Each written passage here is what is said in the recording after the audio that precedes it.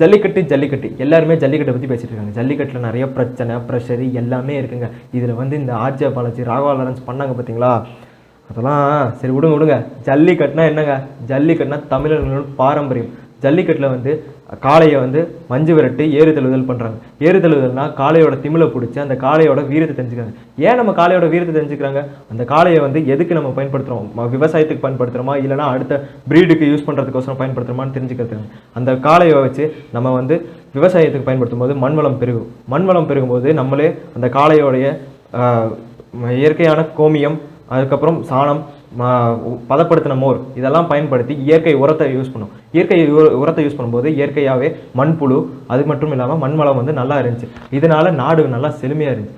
1760 வெள்ளைக்காரன் வந்தப்போ இந்தியாவின் முதுகெலும்பு வந்து விவசாயம் தெரிஞ்சுக்கிட்டான். அந்த முதுகெலும்பை உடைச்சி அவங்க வணிகத்தை பெருக்கிறதுக்கோசரம் நம்ம நாட்டு மாடுகளை கொல்ல ஆரம்பிச்சிட்டாங்க. அப்படி கொண்டனால என்னாச்சு? நமக்கு எல்லாமே பற்றாக்குறைங்க. என்னெல்லாம் பற்றாக்குறையாச்சுன்னா நமக்கு உரப்பற்றாக்குறையாச்சு. அதனால வந்து அவங்க வந்து ரசாயனம் கலந்த உரத்தை விற்க ஆரம்பிச்சிட்டாங்க. இதனால் என்ன ஆச்சுன்னா செழிப்பாக இருந்த பூமி சீர்கெட்டு போச்சுங்க. இந்தியாவில் சுதந்திரத்துக்கு அப்புறம் நம்ம நாட்டு மாடுகளை அழித்து அதுலேருந்து உருவாக்கப்பட்டது தான் இந்த கலப்பின மாடுகள். இந்த கலப்பின மாடுகளை எதுக்கு உருவாக்குனாங்கன்னா, நம்ம இந்தியாவில் சுதந்திரத்துக்கு அப்புறம் ரொம்ப பால் பற்றாக்குறை ஏற்பட்டுச்சு. இந்த பால் பற்றாக்குறை போக்குறதுக்காக தான் இந்த கலப்பின மாடுகளையே உருவாக்குனாங்க.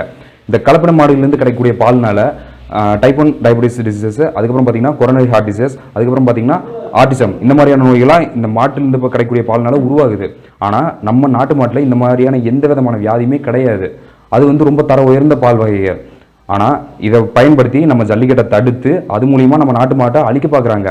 ஆனால் இந்த கலப்பின மாட்டிலேருந்து பார்த்தீங்கன்னா, இந்த கலப்பின மாட்டிலேருந்து கிடைக்கக்கூடிய பால்னால நம்மளுக்கு நிறைய நோய் உருவாகுது. அந்த நோய்க்கு அவங்களே மருந்து உருவாக்கி அந்த மருந்தை நம்மகிட்டயே விற்று அதில் காசு சம்பாதிக்க பார்க்குறானுங்க. எல்லாம் பிசிஏன்னு சொல்றோமே, பிசி என்னன்னு தெரியுமா? Prevention of cruelty against animal act, மிருகவதை தடுப்பு சட்டம்.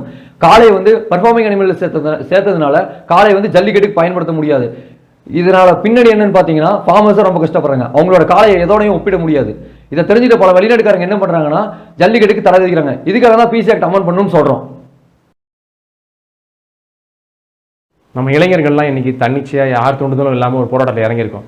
எதுக்காகனா நம்ம தமிழ் பாரம்பரியத்தை காக்கிறதுக்காக, கலாச்சாரத்தை காக்கிறதுக்காக. இது எதுக்காக அப்படி சொன்னால், நம்மளோட ஜல்லிக்கட்டை நிரந்தரமாக எப்பயுமே நடக்க வைக்கிறதுக்காகவும், இந்த பிசி ஆக்ட் அமெண்ட் பண்ணுறதுக்காகவும். அமெண்ட் பண்ண என்ன நடக்கும்? வருங்கால சந்ததிகளும் நம்மளோட ஜல்லிக்கட்டை நடத்த முடியும். அவங்களுக்கும் நம்மளோட பாரம்பரியங்கள் எல்லாமே போய் சேரும். ஏன் பண்ணணும்? என்ன இப்போ நடந்தால் என்ன, நடக்கலன்னா என்ன அப்படின்னா, ஏற்கனவே நிறைய பாரம்பரியங்கள் அழிஞ்சிருச்சு. மிச்சமும் அழியாமல் இருக்கிறதுக்காக தான் இதை மறுபடியும் ஒன்று பண்ணணும் அப்படின்னு சொல்லி நாங்கள் கேட்டுக்கிறோம். இப்போ இதெல்லாம் புரியாமல் நிறைய பேர் நம்மளோட தசமாதி விட்டுட்டு இருக்காங்க. அது கொஞ்சம் மனசில் வருத்தத்தை தருது.